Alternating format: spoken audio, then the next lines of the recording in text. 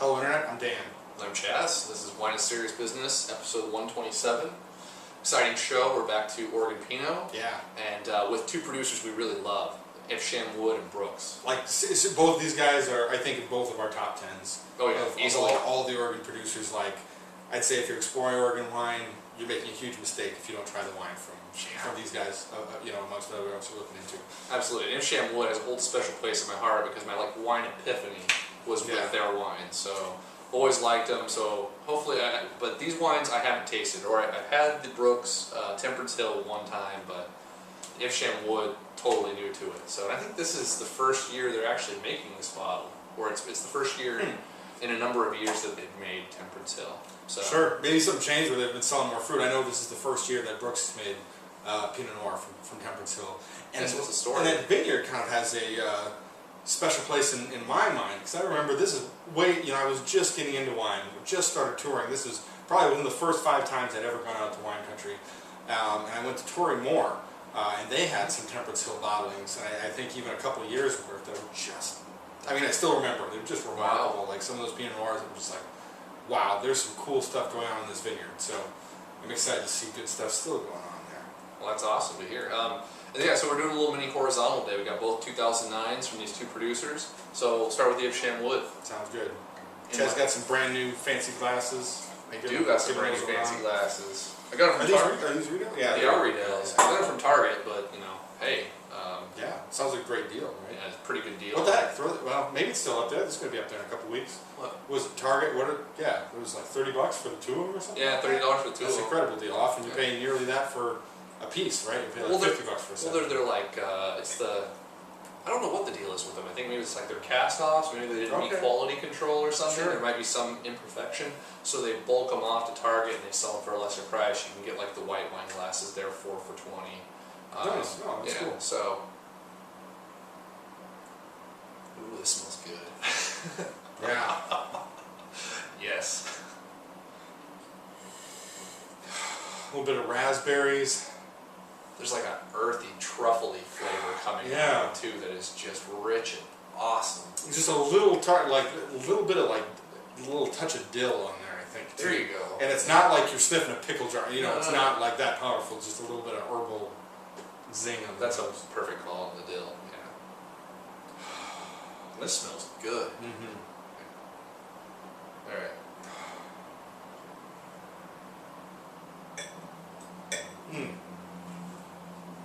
Love how that contact's just really gentle, kind of like a little bit of like roses kind of mixed in with the strawberries there. There's a floral component. Man. Yeah. The fruit is just awesome on this.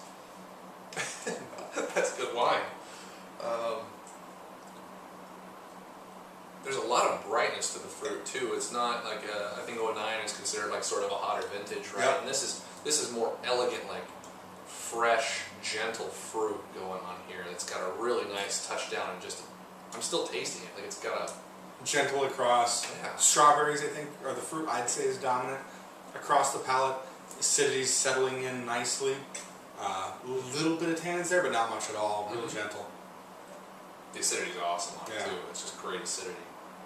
So we did. These are pretty much pop and pours too. They've been open for 30 minutes or something like that. Yeah. Man, this is. I'm sort of. Yeah, I'm gonna have a hard time scoring. This is great nose. Yeah, all around the way this smells, the way this tastes is absolutely fantastic. Yeah, I'm sorry, I'm at a sort of lost for words here. That's cool. We keep sipping. There's still wine in the glass. Keep thinking about getting a little pie crust now as we go into it more. Just good complexity, good balance across. Dries out nicely on the back end. I'm not going to say firmly. It's like right on the cusp of that. Like you can feel the structural elements kind of settling in late, and a little bit of oak on there too. I'm getting a little bit of that caramel going on in the back end, but it's a nice complement. But it comes in after all the freshness. It allows you take in the full, all that fresh fruit, and then adds just a little bit of caramel to the sort of finish in the end. It's a very, very nice touch. Yeah, absolutely delicious. 92 plus, 93 points. Oh, I like taking it there. This is not the big heavy either, right? 90, no. Yeah, so that's cool. Kind of 92 points. We'll go with 92 plus. All right. This is really good. I'm going to go 90 even on it. I'm not quite sure. I guess I'm not feeling the magic quite like he is, but it's still rock solid, man. The balance is That's there what I like already. about Pinots, though. I mean, Yeah. It's just so easy and fresh and delicious. Like, this is what I like about Pinot Noir. It is fresh. You don't get that fresh sensation on a lot of 2009s. No.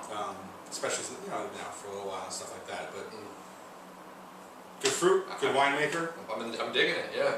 So I think this is one of the. No, this is the new guy. I think. Is this the new guy? I think so. Yeah. Okay. So yeah. cheers, Aaron. I believe his name is. So yeah, feeling it. I like it quite a bit. It's really good. All right, so talk about Brooks a little bit. Brooks, you know, discovered through their Rieslings, known them for a few years, and still like, man, some of the best Rieslings in the valley, hands down. But as we've gone out there, they make a whole bunch of other wines too. Become really fond of a few of their Pinot Noirs, and out of the current lineup, every time I taste through, this one's really jumped out at me, and I'm just like, man, just with the fruit that they got, and you know, his winemaking decisions, like this really came together really nicely. I know that their estate fruit's biodynamically farmed. I should have read this. Since this is fruit that they buy, I'm not entirely sure how it's farmed. Yeah, no useful information on that. Hopefully I'll send some emails out, maybe run a little text across the bottom of the screen or something. But you know, good stuff, great people, good experience. They always have like a good light character to all of their wines, like good acidity. And I think part of that comes from when you're attached to making the Riesling, you know, you're really in touch with that. Both of them are very terroir-driven wines, so he's, you know, he always brings a lot of that out every site that they work with. So, yeah, excited to get this on the show.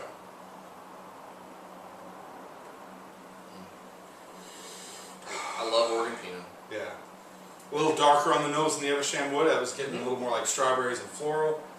This I'm getting like a touch of blackberries in there, maybe even a touch of chocolate. What does that smell on the nose? Like spice, maybe? What's that? Yeah, it's like, but there's like a chocolate chip cookie or something. All right. There's some sort of, it's like chocolatey, but it's not chocolatey on a level like just straight milk chocolate or dark chocolate. It's like a little bit of baking spice in there, a little bit of chocolate. I don't know. Cool nose. Man, it's cool. Blackberries, a little sense of the yeah. acidity that's in there.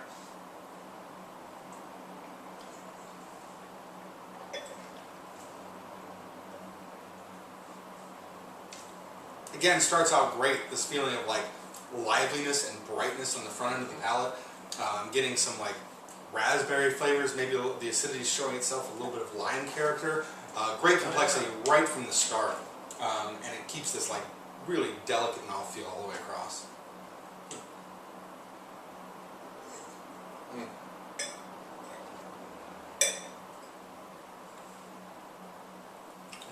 The flavors, man, I'm really failing on this show. I'm sorry.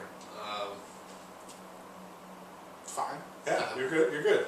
Good acidity all the way across. I can't talk. And, Honestly, I can't talk right now. and the fruit flavors are darker. I'm getting still like the blackberries kind of across. The acidity is running from front to back. Good intensity all the way through. I really like that. It keeps things light, fresh, clean, and gives a sense of like liveliness to the wine, which is a great contrast with the darker characters, and getting a little bit of oak as well. I'm getting the raspberry flavors you're talking about. Also, combined with the tannins, like a lot of the fruit flavors sort of remind me of like a mouthful of pomegranate seeds, like pomegranate. Like when you bite into them, you get that like burst of fruit, right? I'm sort of getting that out of this, which is really kind of nice. Yeah, I can see that. But I don't know, fairly straightforward red fruit flavors, just all the way across. Very nice feel. Yeah, nice wine. Yeah, man, the more it sits on the palate, the pomegranates are even more and more apt. Yeah. Because they seem to have that same thing. I don't know what it is, but they you know, you get a little tart on the end. The tannins here are really in a nice spot right now. I think, like, you know, the barrel program with it, and like just the time in bottle. Like, despite being kind of a youngish wine still, it's still, you know, good balance, good smoothness on the tannins. And this one doesn't have the sort of like sort of caramel finish that the Evesham did. This is very much fruit driven all the way across through the finish. Tannins, like Dan was saying, have a very nice feel here. They have a little bit of sweet edge to them. Yeah, really nice wine. Man. Very well done. Yeah. Yeah, and I think, you know, a little bit of that chocolate showing up just a Just a touch of it, yeah. tiny bit, but man, it's such a, again, like these dark flavors contrasting with the good acidity that keep things lively. Really like it. 91 points, 91 plus for me. Dig it. I dig the, yeah, I'm going to go 90 points on this. Yeah. For me, the fruit's a little straightforward, but it's very delicious. Like there's no denying this is absolutely delicious. And yeah, there you go. Check these guys out. We'll put links below. You know, if you don't live in Oregon, if you can't go taste there on the holiday weekends, which Evesham Wood's not open. Actually, both of these guys are kind of like holiday weekends or appointment only. So I encourage you, right, if you're out on the holiday weekends, check both of them out because it's a great opportunity to taste some of the best winemakers in Oregon. Or hit up their websites. It's good stuff. Oh man, question of the day. Question of the day. There we go. That we'll just follow on with that. If you could recommend going out of your way to taste at one place that isn't open regularly or isn't wine that you can easily taste, who is worth going out of your way to check the wines out from? Good question. Great. All right, yeah. See you later. See you the next one.